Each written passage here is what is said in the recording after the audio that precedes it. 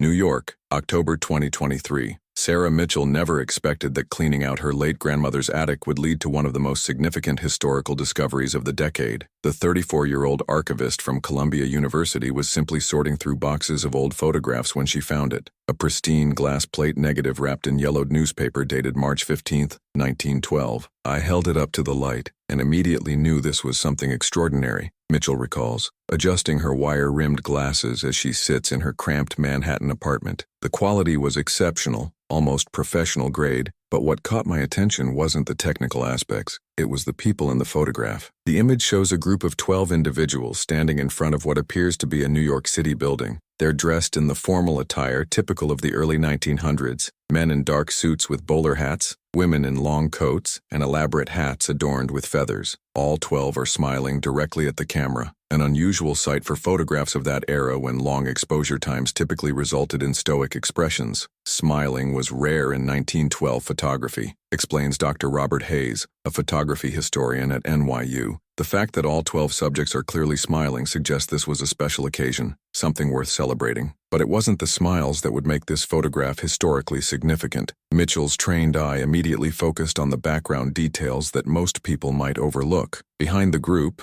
barely visible but clearly legible to someone with archival experience, was a sign partially obscured by shadows and the subjects themselves. The building's facade showed architectural details consistent with Manhattan's financial district in 1912. More intriguingly, there were other figures in the background, people walking along the sidewalk, some appearing to be in a hurry, others stopping to observe the photograph being taken. Mitchell spent 3 days examining the negative with a magnifying glass before she saw it clearly. In the lower right corner of the photograph, almost hidden behind the last person in the group, was something that would send shockwaves through the historical community. I called my supervisor immediately, Mitchell says, her voice still carrying the excitement of discovery. I told him I thought I had found something that could rewrite what we know about a major historical event. The photograph had been carefully preserved in her grandmother's collection for over a century. Elizabeth Mitchell, who passed away at 97, had been a meticulous keeper of family memorabilia, but she had never mentioned this particular image to her granddaughter. My grandmother worked as a secretary in Manhattan during the 1940s and 50s, Sarah explains. She collected photographs and documents throughout her life, but she never spoke about having anything from 1912. This negative was wrapped separately from everything else, almost as if it was being deliberately preserved. The discovery came at a time when Mitchell was researching early 20th century New York for her doctoral thesis. She had been focusing on the social and economic conditions of Manhattan in the years leading up to World War I.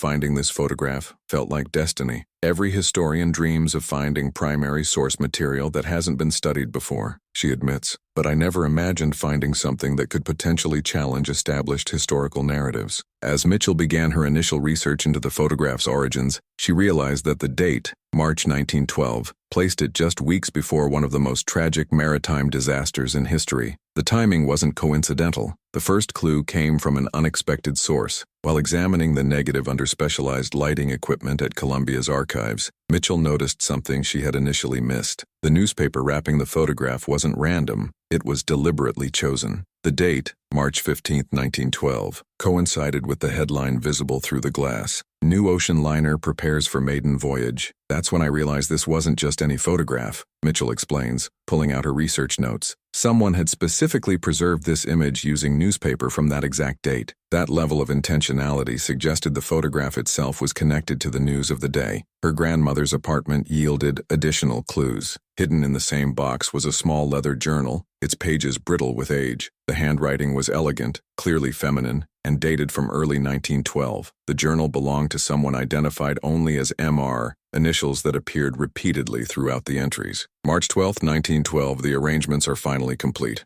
Thomas says the group photograph will be taken Thursday morning before the departure. Everyone is so excited, though I confess I have mixed feelings about the journey ahead. Mitchell's heart raced as she read the entry. Thursday, March 14, 1912, would place the photograph exactly 1 day before the newspaper date. The timing was becoming increasingly significant. Further investigation into her family history revealed that her great-great-grandmother had been named Margaret Riley. The initials matched, and family records indicated that Margaret had lived in New York during the early 1900s, working as a seamstress for wealthy Manhattan families. I started connecting dots that had been scattered for over a century. Mitchell says, spreading out genealogical documents across her kitchen table. Margaret Riley, my great-great-grandmother, had apparently been part of some group that was planning a journey in March 1912, and she had felt compelled to preserve this photograph for reasons we were only beginning to understand. The building in the background of the photograph proved to be another crucial piece of the puzzle. Architectural historian Dr. Patricia Williams identified it as the former headquarters of the White Star Line's New York office, located at 9 Broadway in Manhattan's financial district. The White Star Line building was where passengers would finalize their bookings and collect their tickets. Dr.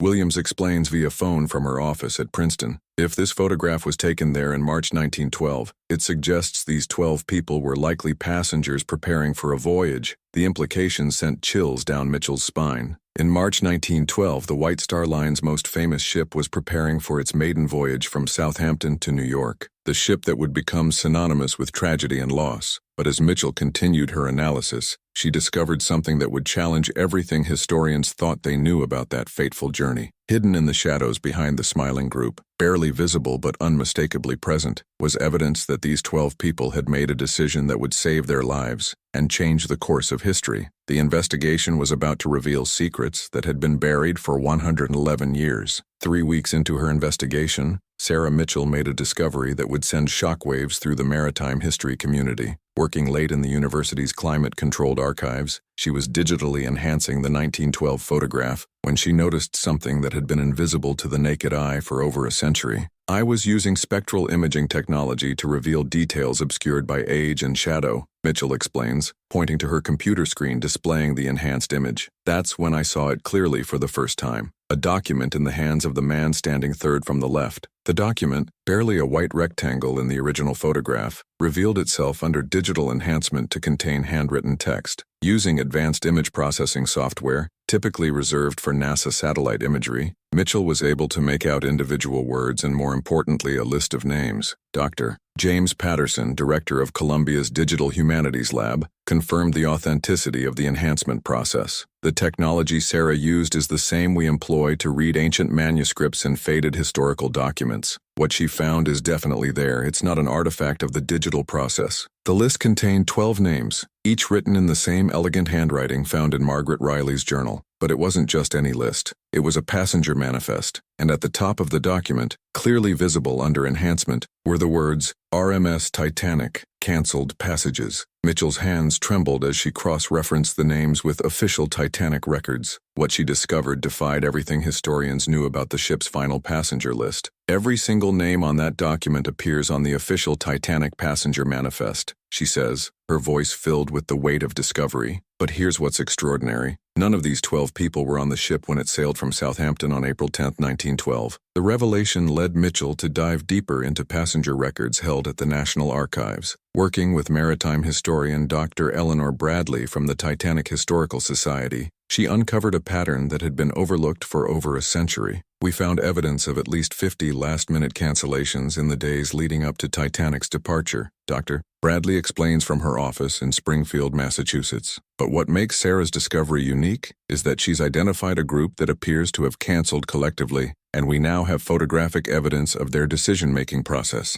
Margaret Riley's journal entries from March 1912 provided crucial context. The entries revealed a group of families and individuals who had pooled their resources to book passage on the Titanic's maiden voyage. They were immigrants who had been working in New York for several years, saving money to bring relatives from Ireland to America. March 13, 1912, Thomas received troubling news from his brother in Southampton. There are whispers among the dock workers about corners being cut, about safety inspections rushed to meet the sailing schedule. We have all worked too hard to risk everything on whispers, but can we afford to ignore them? The journal entry sent chills through the research team. Here was contemporary evidence of safety concerns about the Titanic that predated the disaster by nearly a month. Further investigation revealed that Thomas Murphy, mentioned repeatedly in Margaret's journal, had been working as a telegraph operator in New York and had been receiving communications from contacts in Southampton. These communications, Mitchell discovered, contained warnings that had never been part of the official historical record. March 14, 1912, the decision is made. Thomas showed us the latest message from Southampton. His brother reports that several experienced crew members have refused to sign on for the voyage, citing concerns about the ship's fire suppression systems and the adequacy of lifeboats. We have decided to forfeit our passage fees rather than risk our lives and dreams. The photograph, Mitchell realized, had been taken to commemorate not a celebration, but a life-saving decision. The 12 smiling faces weren't celebrating an upcoming journey. They were celebrating their choice to stay alive. But the most shocking discovery was yet to come. Hidden in the background of the photograph, visible only under extreme digital enhancement, was a figure that would rewrite everything historians thought they knew about the Titanic's final days. Standing in the shadows behind the group, partially obscured by the building's architecture, was a man in a White Star Line uniform. In his hands, clearly visible under enhancement, was a stack of documents, and at the top of those documents, readable under the most advanced imaging technology available, were words that sent shockwaves through the maritime history community. Emergency evacuation protocols, confidential. The implications were staggering. Someone within the White Star Line had been preparing for disaster before the Titanic ever left port, and this photograph was the first concrete evidence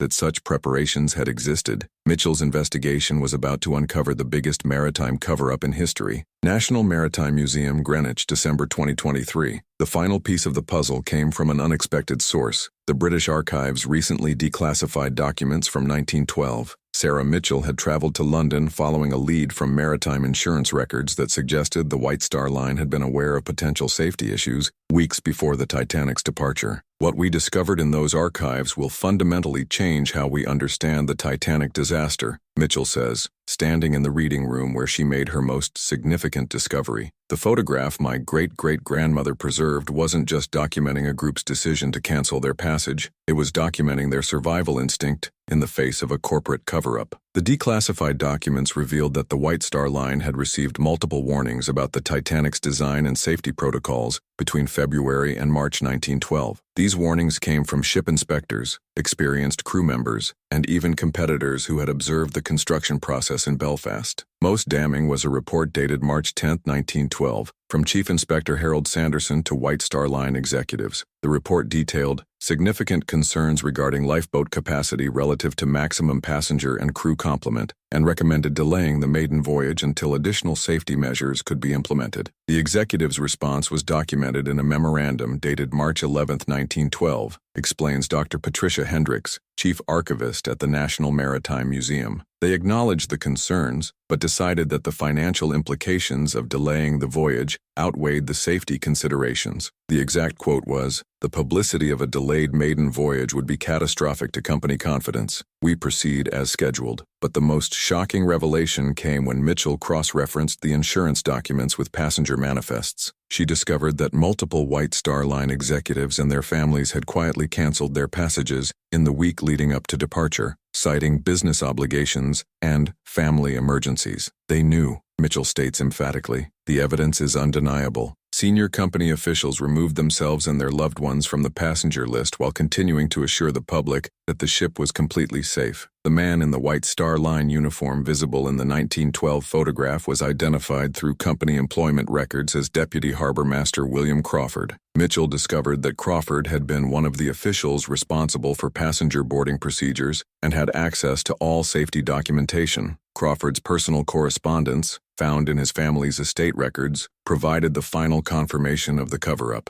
In a letter to his brother dated March 16, 1912, Crawford wrote, "I have seen the safety reports and I fear we are sending good people to their deaths. The lifeboat situation is unconscionable, but the directors refuse to delay. I have taken the liberty of warning several passenger groups of my concerns, though I risk my position by doing so." This letter directly corroborated Margaret Riley's journal entries about warnings received from White Star Line contacts. Crawford had been the source of the information that led the group of 12 to cancel their passages. The enhanced photograph revealed additional details that supported this narrative. Digital analysis showed that Crawford was holding documents that matched the format and layout of safety inspection reports from the period. More importantly, his body language in the photograph, partially hidden, looking nervous despite the celebratory mood of the main group, suggested someone who was acting against official company policy. William Crawford was a whistleblower, Mitchell concludes. He risked his career and potentially his life to warn passengers about safety concerns that the White Star Line was actively suppressing. The 12 people in this photograph owe their lives to his courage. The impact of Mitchell's discovery has reverberated through the historical community. The Titanic Historical Society has announced that they are revising their official narrative to include evidence of corporate negligence and cover-up in the weeks leading up to the disaster. This changes everything we thought we knew about the Titanic, says Dr. Eleanor Bradley. We now have proof that the disaster wasn't just a tragic accident. It was the result of corporate decisions that prioritized profit over passenger safety, and there were people within the system trying to sound the alarm.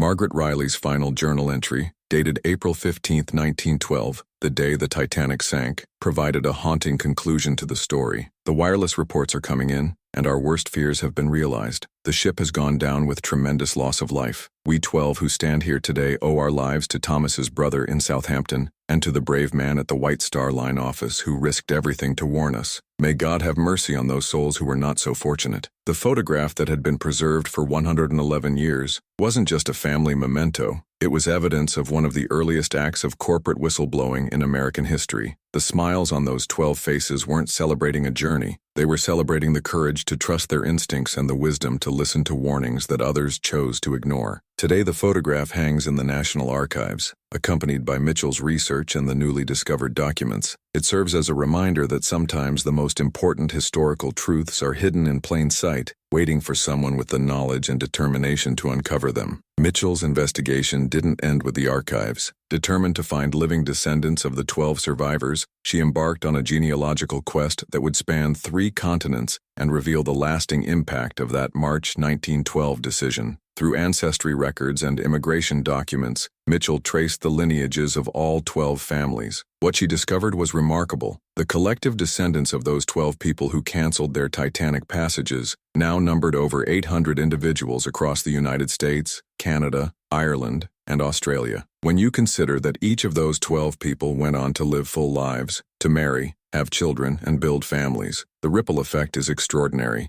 Mitchell explains, surrounded by family trees and genealogical charts in her apartment. We're talking about hundreds of people who exist today because their ancestors made the decision to trust a whistleblower's warning. Among the most notable descendants was Dr. Michael Murphy, a cardiac surgeon in Boston and great-grandson of Thomas Murphy, the telegraph operator who had received the warnings from Southampton. When Mitchell contacted him, Dr. Murphy revealed that his family had preserved additional documents that had never been examined by historians. My great-grandfather kept everything, Dr. Murphy says via video call from his home office. He saved every telegram, every letter, every scrap of paper related to the Titanic. We always thought it was just old family memorabilia, but Sarah's discovery made us realize we might have historical artifacts. The Murphy family documents included the original telegrams from Southampton, sent by Thomas Murphy's brother Patrick, who worked as a dock supervisor. These telegrams, dated between March 8 and March 14, 1912, provided unprecedented insight into the concerns of experienced maritime workers about the Titanic's safety. Ship too big for safety measures currently in place. Stop. Experienced crew expressing doubts. Stop. Recommend extreme caution.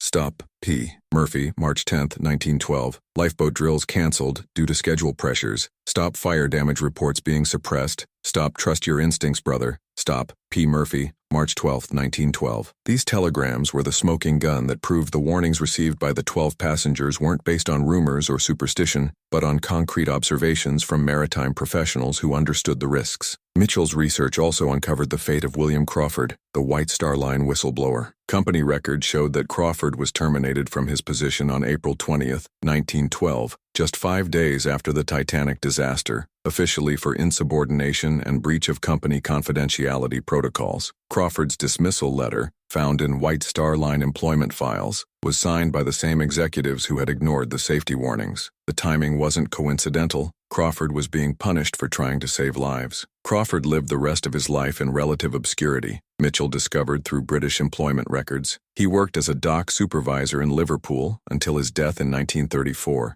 He never spoke publicly about the Titanic, but his family preserved his papers, which corroborate everything we found in the American archives. The international implications of Mitchell's discovery led to a formal inquiry by the International Maritime Organization, which issued a statement acknowledging that the evidence suggests corporate decision-making processes that prioritized commercial interests over passenger safety, and recommending that maritime safety protocols be reviewed to prevent similar situations. The photograph itself underwent extensive scientific analysis by experts from 3 countries. Carbon dating confirmed the 1912 origin. Chemical analysis of the photographic materials matched the specific type of glass plate negatives used by professional photographers in New York during that period, and digital forensics experts from Scotland Yard verified that the enhanced images showed authentic details rather than digital artifacts. "This is one of the most thoroughly authenticated historical documents I've ever encountered," states Dr. Helena Wexford, chief document analyst for the Smithsonian Institution. "Every aspect of Sarah's discovery has been independently verified by multiple experts using different methodologies." The story reached its most emotional moment when Mitchell organized a reunion of the descendants. In October 2024, over 150 people gathered in New York City, all relatives of the 12 people who had smiled for the camera in 1912. They met at the exact location where the original photograph was taken, now marked with a historical plaque commemorating both the survivors and William Crawford's courage. Standing there looking at all these people who exist because of one photograph and one man's courage to speak the truth was overwhelming, Mitchell recalls. These families had been scattered across the globe for over a century, not knowing their shared history. The photograph brought them together again. The descendants established the Crawford Foundation, a non-profit organization dedicated to supporting maritime safety whistleblowers and preserving the historical record of corporate accountability in shipping. Their first initiative was funding a comprehensive digital archive of Titanic-related documents, ensuring that other important evidence wouldn't remain hidden for another century. Margaret Riley's final gift to history came in the form of a sealed envelope found behind the original photograph's frame. Inside was a letter dated April 20, 1912, addressed to future generations. In it, she wrote, "We have preserved this record not to celebrate our survival, but to honor those who perished and to ensure that the truth of corporate negligence is never forgotten. May future generations learn from this tragedy and demand better from those who hold lives in their hands." The 12 people who smiled for the camera in 1912 lived because they chose to believe warnings over marketing, safety over convenience, and life over profit. Their story finally told honors not just their survival, but the courage of those who risked everything to save them. More importantly, it serves as a reminder that in a world where corporate interests often clash with public safety, the voices of whistleblowers and the instincts of ordinary people can mean the difference between life and death. Today, the original photograph remains on permanent display at the National Archives, but its true legacy lives in the 800-plus descendants who carry forward the memory of 12 people who trusted the right warning at the right time.